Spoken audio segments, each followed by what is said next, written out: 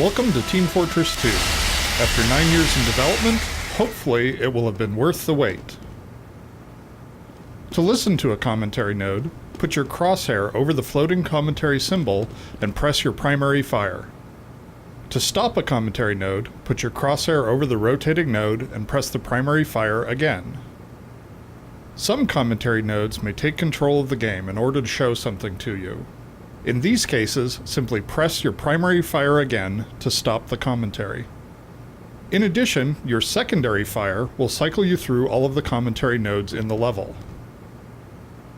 Please let me know what you think after you have had a chance to play. I can be reached at gaben@valvesoftware.com, and my favorite class is the Spy. Thanks, and have fun. Hey, here I am. How's it going? Oh, not the pocket!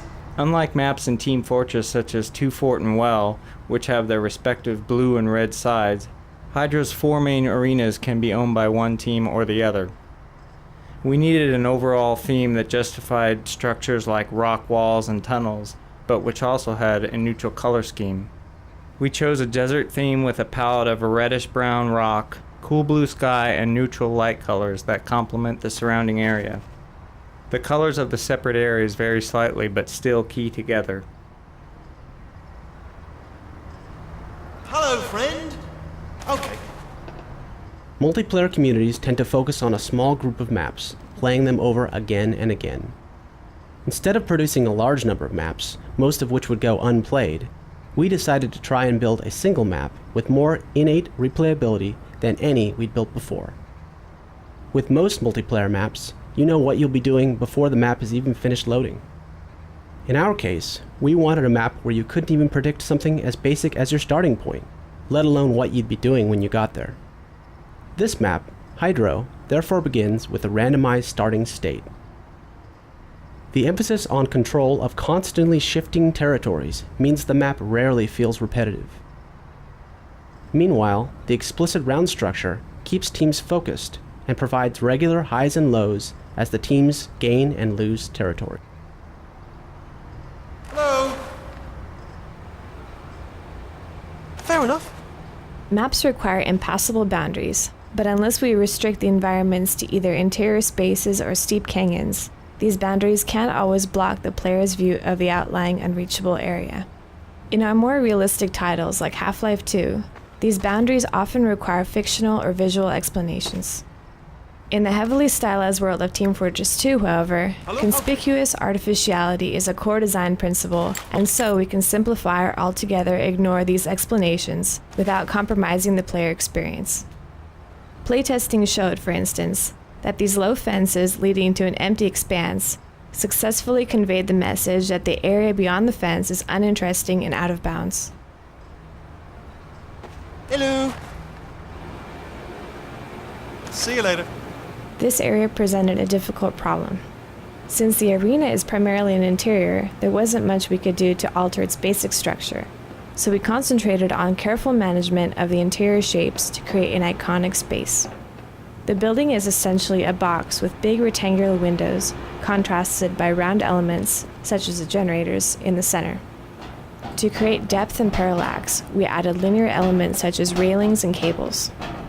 We used contrasting values of dark and light on the floor with brightly lit walkways to create an interesting value pattern. All these elements work together to draw the player's eye to the flag, which must always be the focal point of the arena. Hello.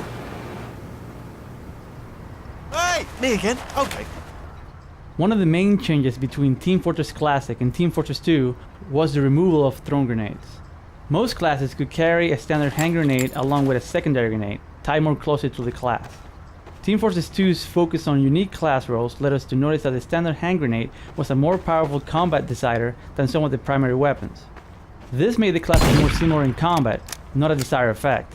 In addition, when we look at some of the Team Fortress Classic map stalemates, they often resulted from large amounts of grenade spam. Two cases were particularly problematic.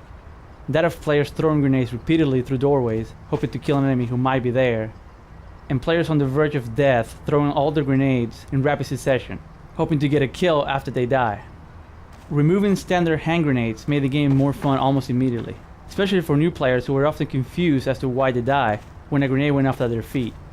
When we examined the class-specific grenades, we found similar problems. Eliminating them from playtests gave us yet another boost in making the game more fun. Once we decided on removal, we analyzed each class to see what capabilities might have been lost as a result of the decision. In some cases, we added other capabilities, where we felt a class had lost the ability to make some interesting decisions related to its special grenade.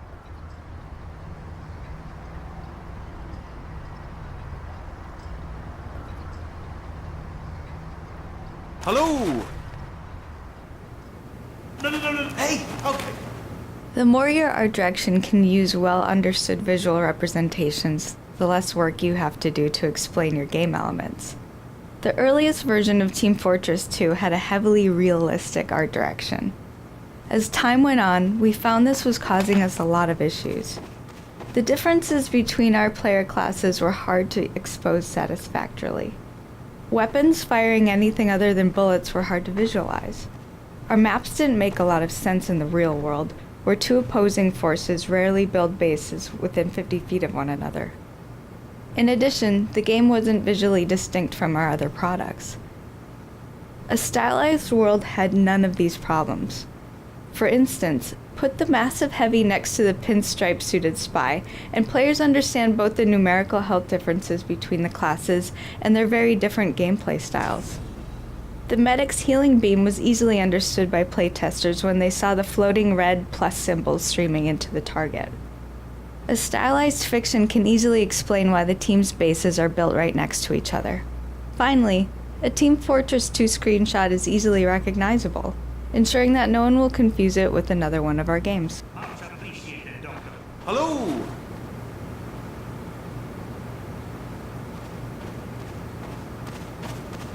The announcer for Team Fortress 2, Ellen McLean, has the rare distinction of being the only voice actor to perform in all the products in the orange box. For a role in Team Fortress 2, we had Ellen try various reads on the same lines, letting her ad-lib different personalities. On the 5th try, she came up with the winner. Her disappointed and slightly angry evil overlord clearly lets you know, in the world of Team Fortress 2, a tie does not mean everyone wins, but that everyone loses. Hello? Off I go. The Scout is designed for players who are able to rapidly move around while tracking their target. Where other combat classes rely on high amounts of damage, the Scout relies on his high movement speed and double jump ability to dodge enemy fire. Much of his combat style is crafted through the features of his primary weapon, the scatter gun. It does a large amount of damage, but has a wide spread that forces him to get close to the enemy for full effect, where he's also at the highest risk of being hurt. It has a slow rate of fire that encourages him to pause to fire, then dodge, then pause, and so on, which gives enemies a higher chance to hit him at intervals. Finally, it holds a small clip and the slow reload time to encourage the Scout to pull out of combat to reload, something which he can do easily with his speed, and gives injured enemies a chance to run before the Scout returns. Hello? Okay. Hello again. Oh. The Soldier is a core combat class featuring versatile movement and a terrific long-range damage capability.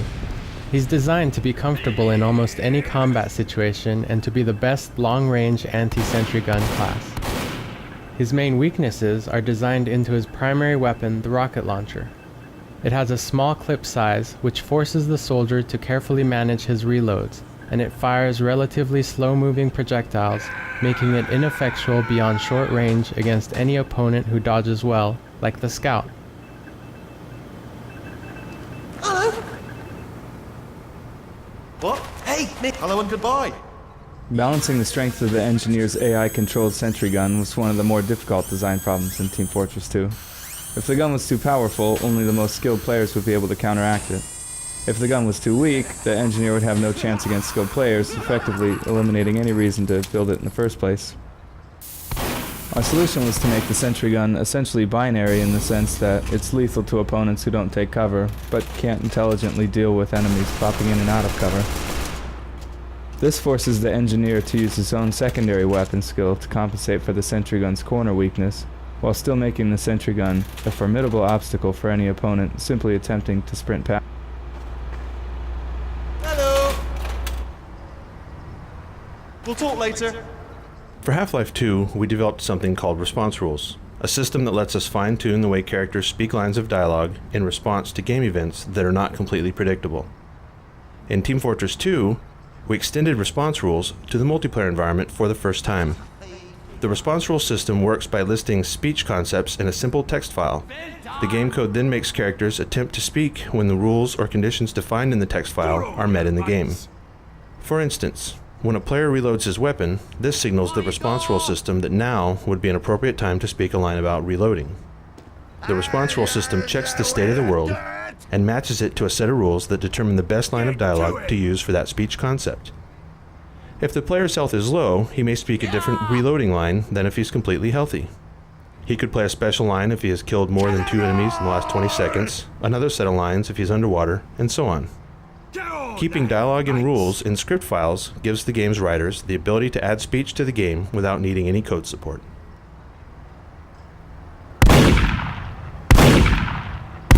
Aye. Fair enough. Having decided on a stylized art direction, we experimented with a variety of styles before settling on the example of J.C. Leyendecker, an enormously popular illustrator of the early 1900s.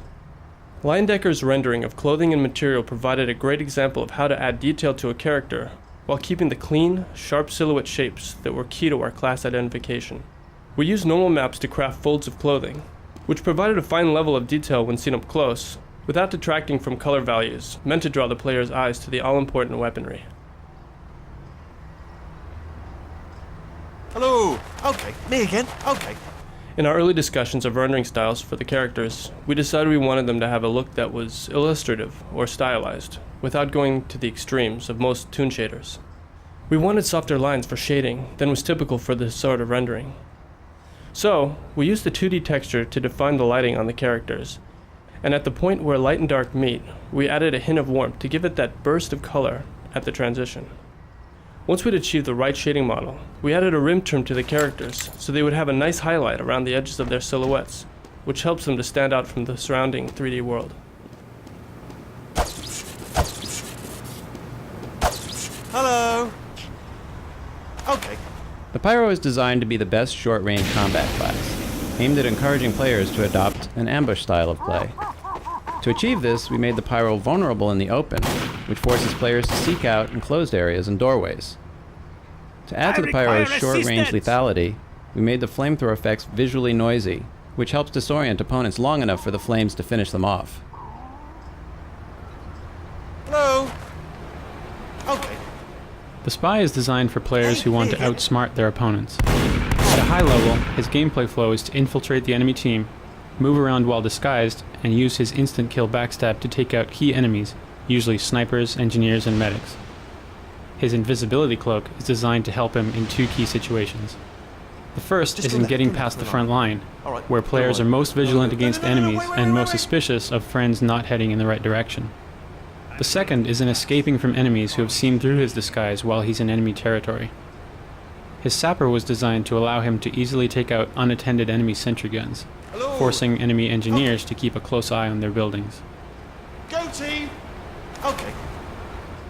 With 9 classes of characters and so many weapons and unique abilities, one of our biggest challenges was exposing all these combinations to players without overwhelming them. Even the short list of essential information is intimidating, including map goals, the whereabouts of their friends, who's shooting them with what weapon, and so on. We didn't have any way to make all of this information visual, so first we had to prioritize and come up with an essential list of things every player needed to know in order to just have fun.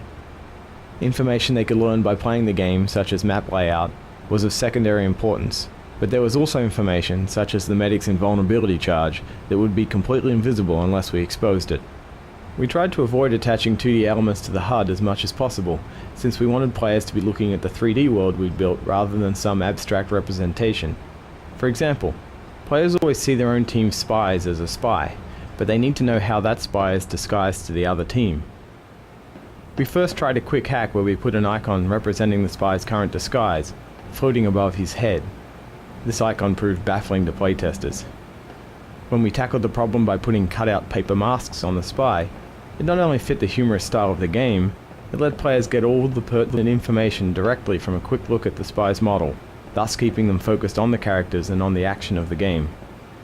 We took this as a lesson in how holding ourselves to a strong design principle can often force us to come up with better solutions than if we'd taken the easy route.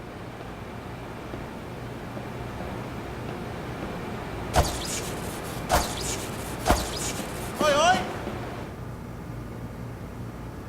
All right, well, hello again. See you later.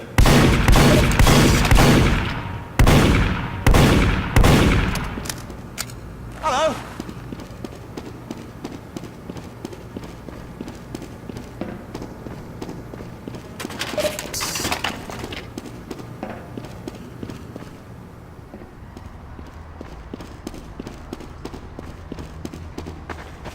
Oh, hello again. Hello, me. Oh, me. Hello. Oh, me. Oh, me. Me. Hello. Hello. Me. Hello. Hey. Hello. And hey. Oh, me. Hello. Me again.